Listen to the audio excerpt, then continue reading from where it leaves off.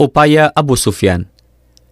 Allamah Ibnu Katsir dalam kitabnya Siratun Nabawiyah jilid 3 halaman 135 menulis bahwa Abu Sufyan mengirim seorang laki-laki untuk membunuh Rasulullah SAW. Orang itu datang ke Madinah dan mulai mencari Rasulullah. Maka dia diberitahu bahwa Rasulullah telah pergi ke arah Bani Abdul Ashhal. Orang itu datang ke masjid Bani Abdul Ashhal untuk mencari Rasulullah. Rasulullah melihat orang itu dan bersabda bahwa orang ini datang dengan niat menyerang. Orang Badui itu menyembunyikan belati. Maka Hadrat Usaid bin Huzair bersiap-siap dan duduk dengan waspada. Begitu orang itu melangkah maju, Usaid menarik kain penutup sarung orang itu dan dari dalamnya keluar sebilah belati. Dia takut bahwa sekarang mereka akan menangkapnya. Lalu dia mencoba menyerang. Hadrat Usaid bin Huzair menahan dan menguasainya. Akhirnya dia meminta perlindungan dan menceritakan seluruh kejadian. Kemudian dia baiat masuk Islam. Rencana pembunuhan Banu Nazir.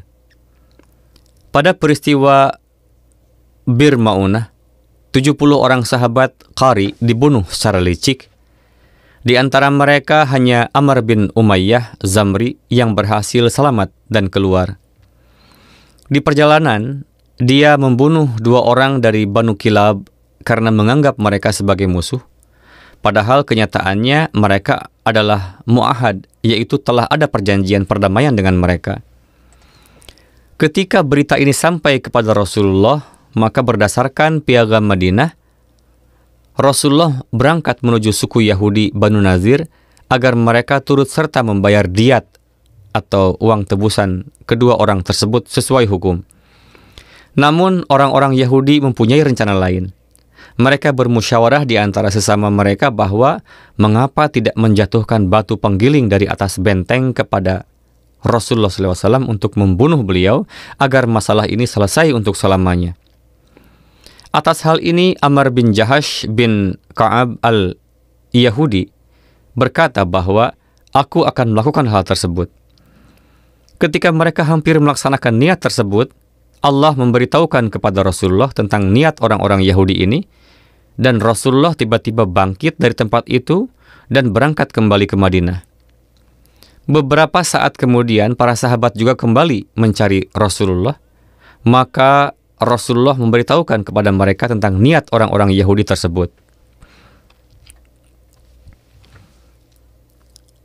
Niat pembunuhan Sumamah bin Utsal. Pada bulan Muharram 6 Hijriah, pasukan Muslim yang terdiri dari 30 orang di bawah pimpinan Hadrat Muhammad bin Maslamah dikirim ke arah wilayah Zariyah di Najd menuju salah satu cabang Banu Bakar. Pasukan ini menangkap pemimpin suku Banu Hanifah, Sumamah bin Utsal Hanafi, dan membawanya kepada Rasulullah di Madinah. Mereka tidak mengetahui siapa yang telah mereka tangkap. Sumamah keluar dengan menyamar atas perintah Musailamah al-Kadzab dengan niat membunuh Nabi SAW, namun ditangkap oleh kaum muslim. Setibanya di Madinah, Rasulullah memerintahkan agar dia diikat pada salah satu tiang Masjid Nabawi.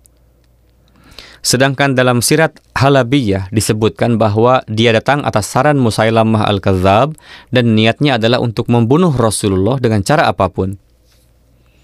Dia diikat pada tiang masjid selama 3 hari. Setelah 3 hari, Rasulullah membebaskannya. Setelah dibebaskan, dia mandi di kebun terdekat dan datang menghadap Rasulullah, lalu baiat masuk Islam. Konspirasi pembunuhan dengan daging beracun.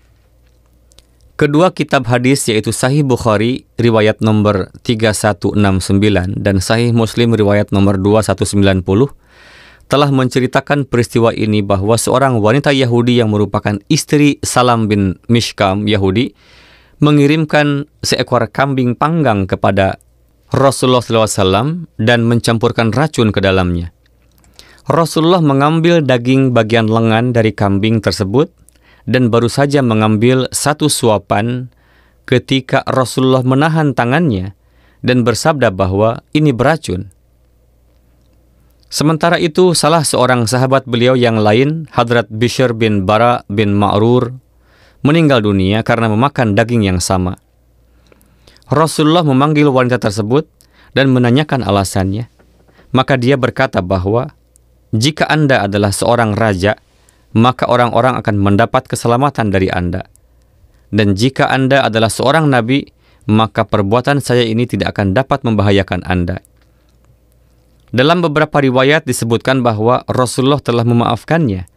Dan dalam beberapa riwayat lain disebutkan bahwa karena meninggalnya sahabat tersebut, wanita itu juga dibunuh.